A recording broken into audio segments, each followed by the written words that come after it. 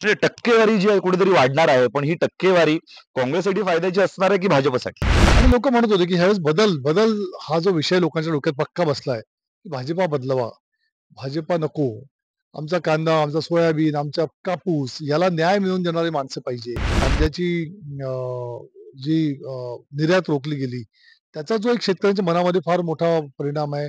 आणि मेन म्हणजे युवक हा जो फॅक्टर आहे, हा सगळीकडेच पूर्ण महाराष्ट्रामध्ये युवकांचा रोष हा जो सरकारवरचा आहे, तो सुद्धा फार वाढलेला मला दिसतोय. आमचा उमेदवार निवडून आल्यानंतर लोकांना जे विकास अपेक्षित आहे, तो डिलिव्हर करण्याची जबाबदारी ही आमचीच त्या ठिकाणी असणार आहे. त्यामुळे 100% फार चांगल्या वातावरणामध्ये आमचा माणूस निवडून येतो. टाइम्स नाऊ मराठीची इलेक्शन यात्रा पोहोचली ती म्हणजे खानदेशात. सध्या आपण धुळ्यामध्ये आहोत आणि धुळ्यामध्ये जर पाहिलं तर तापमान जवळजवळ 45 डिग्री अंश सेल्सिअसच्या पुढे गेलेलं आहे. आणि तसंच राजकारण सुद्धा तापलेलं पाहायला मिळतं, कारण 5व्या टप्प्यासाठी आता धुळ्या लोकसभा मतदारसंघामध्ये मतदार राजा आपलं मत जे आहे ते पेटीत बंदिस्त करतोय. पण सगळ्यात महत्वाचं म्हणजे यावेळी या धुळे लोकसभा मतदारसंघामध्ये सुभाष भामरे पुन्हा एकदा हॅट्रिक साधणार का, की शोभा बच्चाव त्यांच्या हॅट्रिक मध्ये खोडा घालणार? या संदर्भात बोलण्यासाठी आपल्यासोबत धुळे ग्रामीणचे आमदार कुणाल पाटील आपल्यासोबत आहे. त्यांच्या आपण बघितलं, खासदार जर बघितलं तर गमछा आहे, म्हणजे मान्य करतं की प्रचंड ऊन आहे आणि राजकारणीत आपल्याला पाहायला मिळतं. बिलकुल, बिलकुल. ऊन तर खूपच आहे. मला असं वाटतं, की गेल्या आठवड्यामध्ये जे ऊन होतं, त्यापेक्षा अजून 1 डिग्री टेम्परेचर वाढलेलं आहे. आणि 45-46च्या आसपास पारा पोहोचला आहे आणि तरीही लोकं मतदानाला पडतायत. मला खरंच मतदारांचं स्वागत केलं पाहिजे, त्यांचं अभिनंदन केलं पाहिजे, की खूप उत्स्फूर्तपणे लोकं मतदाराला सकाळपासून बाहेर पडून रांगाच्या रांगा. आत्ताही दुपारी 2, 2:30, 3 वाजता मी धुळे शहरामध्ये होतो, तो फार मोठ्याच्या मोठ्या रांगा त्या ठिकाणी लोकांच्या लागल्या आहेत. लोकांनी उत्स्फूर्तपणे मतदान करायला सुरुवात आज केलेली आहे. म्हणजे टक्केवारी जी आहे कुठेतरी वाढणार आहे, पण ही टक्केवारी काँग्रेससाठी फायद्याची असणार आहे की भाजपसाठी? एकंदर हा प्रश्न माझ्याही मनामध्ये येत होता, की नेमका हा वाढलेला टक्का कोणाच्या बाजूला जाणार? पण गेल्या महिन्याभराचं आपण जर वातावरण बघितलं, तर ज्या पद्धतीच्या रॅलीजमध्ये, सभांमध्ये, डोर टू डोर कॅम्पेनमध्ये लोकं उत्स्फूर्तपणे प्रतिक्रिया देत होते. आणि लोकं म्हणत होते, की ह्यावेळेस बदल बदल हा जो विषय लोकांच्या डोक्यात पक्का बसलाय, की भाजपा बदलवा, भाजपा नको, आमचा कांदा, आमचा सोयाबीन, आमचा कापूस याला न्याय मिळवून देणारी माणसं पाहिजे. ते गेल्या 10 वर्षात झालं नाही. त्यामुळे बदलचं जे गणित दिसतं ना मला, हा वाढलेला टक्का हा बदलाच्या दिशेने आहे. त्यामुळे याचा फायदा हा इंडिया आघाडीला, महाविकास आघाडीला होणार आहे असं मला वाटतंय.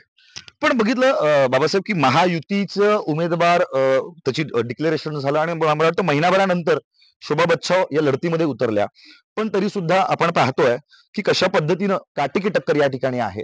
काय वाटतं एकूणच, की शोभा बच्छाव बाजी मारतील असं वाटतं, आणि मारतील तर ते कुठल्या अनुषंगानं? कसं आहे बघा, याच्यामध्ये अनेक गणिताचा विचार आपण केला पाहिजे. ह्या एकंदर मतदारसंघामध्ये 3 विधानसभा मतदारसंघ हे धुळे जिल्ह्याचे आणि 3 जे आहेत ते नाशिक जिल्ह्याचे आहेत. नाशिक जिल्ह्याचं शोभाताईंचं स्वतःचं माहेर आणि सासर नाशिक जिल्ह्यामध्ये, त्याच मतदारसंघामध्ये असल्यामुळे तिकडनं एक फार चांगला प्रतिसाद शोभाताईंच्या उमेदवारीला लोकांनी दिलेला आहे. त्याच्यामध्ये मालेगाव शहर हे जे मुस्लिम बहुल मतदारसंघ आहे, त्याच्यामध्ये मला असं वाटतं की जवळपास 95% मतदान हे शोभाताईंच्या बाजूने असणार. म्हणजे तिकडनं त्या खूप सेफ झाल्या आहेत. आणि बागलाण आणि मालेगाव आउटर हे दोघंही मतदारसंघ शोभाताईंना फार सपोर्ट करतात. आणि आता जी धुळे जिल्ह्याची परिस्थिती आहे, त्याच्यामध्ये शिंदखेडा, धुळे ग्रामीण हे सुद्धा अ, ग्रामीण मतदारसंघ आहेत आणि ग्रामीण मतदारसंघामध्ये शेतकरी हा प्रचंड नाराज झालेला आहे बीजेपी सरकारवरती. एकंदर ज्या पॉलिसीजमध्ये चुका झाल्या, कपाशीला आज भाव नाही, आज कांद्याची जी अडचण निर्माण झाली, कांद्याची अ, जी निर्यात रोखली गेली, त्याचा जो एक शेतकऱ्यांच्या मनामध्ये फार मोठा परिणाम आहे. आणि मेन म्हणजे युवक हा जो फॅक्टर आहे, हा सगळीकडेच पूर्ण महाराष्ट्रामध्ये युवकांचा रोष हा जो सरकारवरचा आहे, तो सुद्धा फार वाढलेला मला दिसतोय. म्हणून मला असं वाटतंय, की एकंदर अ, अ, सुभाष भामरेंची असलेली अँटी इन्कम्बन्सी आणि त्याच्यामध्ये हा शोभाताईंना आणि काँग्रेस आणि इंडिया आघाडीला मिळालेला लोकांचा प्रतिसाद, याचा एकंदर परिणाम असा होणार आहे, की शोभाताई बच्चाव ह्या चांगल्या मताने त्या ठिकाणी निवडून येणार. ते पण मला खरं तर एक महत्वाचा विषय आहे, की एम-आय-एमना या ठिकाणी उमेदवारी न देणं, त्यात वंचित बहुजन आघाडीच्या उमेदवार आहेत, त्यांचा अर्ज अवैध ठरणं. काय महाविकास आघाडीने नेमकी गेम केलेला आहे? गेम नाही म्हणता येणार. हे योगाच्या पण गोष्टी असतात काही. आणि योग हे जुळून आलेत इंडियाच्या आघाडीच्या बाजूने संपूर्ण देशातच. आणि तोच परिणाम धुळेवर सुद्धा झालाय. आता तुम्ही महाराष्ट्रामध्ये बघत असाल, की प्रत्येक ठिकाणी तीच परिस्थिती आहे. आजूबाजूच्या मतदारसंघांमध्ये जेव्हा आम्ही आढावा घेतो, आम्ही जळगावचा आढावा घेतो, आम्ही रायगडचा घेतो, आम्ही नाशिकचा घेतो, आम्ही दिंडोरीचा घेतो. प्रत्येक नंदुरबार, प्रत्येक ठिकाणी महाविकास आघाडीच्या बाजूने इतका वाढलेला जो कल आहे, मला असं वाटतं, की योग जुळून आलेत आणि लोकांनी ठरवून टाकलंय, की आता 100% इंडिया आघाडीच्या बरोबर राहायचं. आणि त्यामुळे 37-38 जागांवरती आता लोकं जे दाखवतायत ते खरं वाटायला लागलंय, की 37-38च्या पुढे आता महाविकास आघाडीच्या सीट जातील आणि लोकं हे एक राहुल गांधींच्या, शरद पवार साहेबांच्या आणि उद्धव ठाकरे साहेबांच्या नेतृत्वावरती आता विश्वास दाखवून त्या ठिकाणी महाविकास आघाडीला साथ देतात. नक्कीच. कसं इंडिया आघाडी असेल, महाविकास आघाडीकडून शोभा बच्छाव यांची जरी उमेदवारी जाहीर झाली, आज त्यांच्यासाठी मतदान केलं जात आहे. पण असंही देखील लोकांमध्ये चर्चा आहे, की शोभा बच्छाव यांच्याऐवजी जर कुणाल बाबा त्या ठिकाणी उमेदवार असते, तर सक्षम उमेदवार म्हणून कुठेतरी एकतर्फी निवडणूक झाली असती आणि लोकांना अजूनही प्रचंड तुमच्याकडून आशा अपेक्षा आहेत आपल्या धुळे लोकसभा मतदारसंघाच्या बाबतीमध्ये. काय कारण आहे? का बरं तुम्ही एक पाऊल मागे टाकला? नाही, मी तर आहेच ना. मी कुठे लोकांपासून लांब गेलोय. मी आज सुद्धा जाहीर भाषणांमध्ये वारंवार हेच सांगितलंय, की जरी उमेदवार दुसरा असला, तरी सुद्धा जबाबदारी ही कुणाल पाटलाने स्वतःच्या खांद्यावरच घेतलेली आहे. मग ती प्रचाराची असो किंवा भविष्यामध्ये त्या निवडून आल्याच्या नंतर लोकांकरता विकास कामं उभी करण्याची असो, ही जबाबदारी ही माझीच असणार आहे. मी कुठेही मागे गेलेलो नाही. मी आज सुद्धा त्याच हां, एक गोष्ट आहे, की लोकसभा निवडणूक न लढता विधानसभेवरती राहण्याचा जो निर्णय आहे, त्याच्यामध्ये माझ्या स्थानिक कार्यकर्त्यांच्या भूमिका, माझ्या विधानसभा मतदारसंघाचं माझ्यावरती असलेलं प्रेम आणि त्यामुळे त्यांना असं वाटतं, की हा विधानसभेतच टिकला पाहिजे, राहिला पाहिजे, आमच्याबरोबर राहिला पाहिजे. याचा एक अनेक फॅक्टरमुळे मी थांबलोय.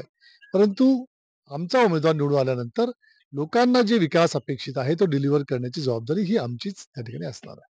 मग कुठेतरी तुमच्या चेहऱ्यावरचं हास्य आणि पिळदार आधी मिशी सांगते, की विजय निश्चित आहे. हां, मला तर वाटतंय, की विजय 100% निश्चित आहे.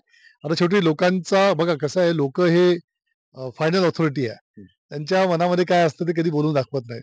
पण जे त्यांच्या चेहऱ्यावर दिसतंय, तसं मला असं वाटतंय, की लोकांनी ठरवून टाकलंय, की इंडिया आघाडीचा उमेदवार निवडून दे 10 वर्षानंतर. आज पुन्हा एकदा आमचा उमेदवार त्या ठिकाणी निवडून येतोय. त्यामुळे आनंद तर असणारच. त्यामुळे 100% फार चांगल्या वातावरणामध्ये आमचा माणूस निवडून येतो.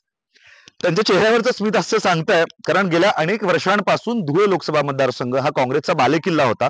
पण मग 2014 पासून आपण जर पाहिलं, तर या ठिकाणी भाजपचं वर्चस्व आहे ते पाहायला मिळतंय. मात्र यावेळेस नेमकं काय होतंय हे पाहणं महत्वाचं आहे. कारण आज धुळे लोकसभा मतदारसंघासाठी मतदार राजा आपलं मत जे आहे हे पेटीत टाकतोय. मात्र 4 जूनला नेमकं समजणार आहे धुळे लोकसभा मतदारसंघावर कोण विजयी पताका फडकवणार. व्हिडिओ जर्नलिस्ट तुषारसह हर्षल भदाने पाटील, टाइम्स ऑफ मराठी, धुळे.